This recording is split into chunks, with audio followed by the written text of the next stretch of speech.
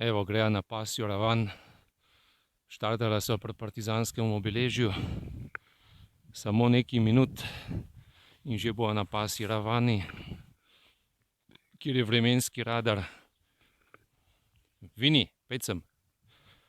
Včasih je bil to največji vrh Dolomitov, potem ga je pa vojska razravnala, zbila 9 metrov in zdaj je pač višji tošč. Tako da je tudi zaradi tega zelo slabo obiskan. Ampak midva sva danes tukaj, ker je sijajno vreme. Ni sonca, ni mraza. Top. Ogromno čemaža je tukaj.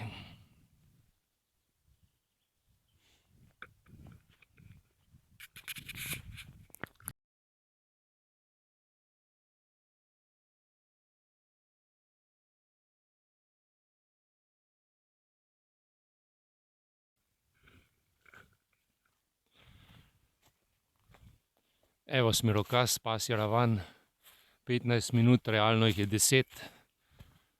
To je pa tudi edini vzpon omembe vreden na tej poti. Tako da se vsaj malo zadihamo tlele, spodaj pa spet navalimo na čemaž, ki ga je celo morje.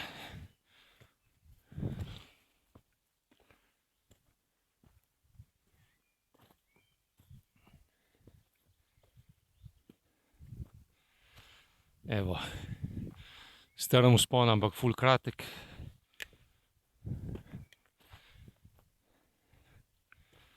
Tam zgoraj se že položi in to je to.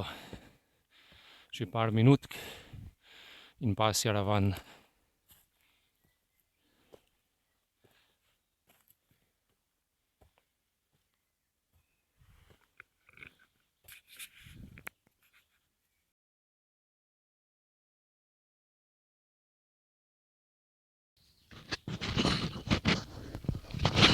Evo, in to je vrh pasje ravni. Še skep nič. 1020. Vini se valja. Vremenski radar, to je še najbolj zanimivo. To je bilo par let nazaj so ga postavili. In potem vse ravno tlele.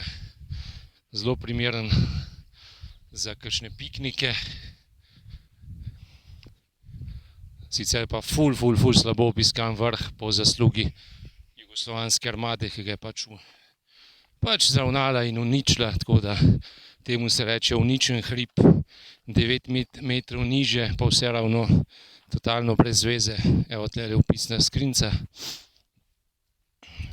Lahko se sprehajamo gor pa dol, ni problema, piknik, vse. Pol bo šla pogledat še bivše hangarje pa tako naprej.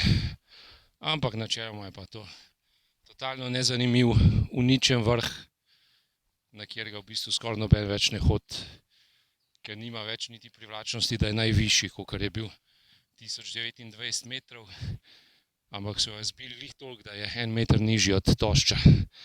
Hvala jim, bravo JNA, super. Se pravim, je pa v redu, lahko tle narediš fuzbal turnir, piknik, vse, kar hočeš in vse, kar lahko delaš tudi spodaj. Kak hud razgled tukaj ni, malo se že vidi, kje dosti pa ne. In to je to. Tam so pa klopce za, da midva z Vinijem kaj pojeva, popijeva. In pol se počasi odpravlja nazaj. Čas hoje od partizanskega obeležja do tlele. Če sem zelo optimističen, 15 minut, realno 10, ampak rečemo 15, če greš ful počasi. Primerno za pozimi, polet, po eni roki, po drugi roki, karkoli. To je to, pasja ravan, ful se splača obiskati unim, ki hočejo, da ni nobenega tam zraven, pa ki imajo radi piknike. Samo jih mora priti več, ne, da je bolj zanimiv. Vremenski radar je pa res edino, kar je tukaj vredno ogleda. In to je to.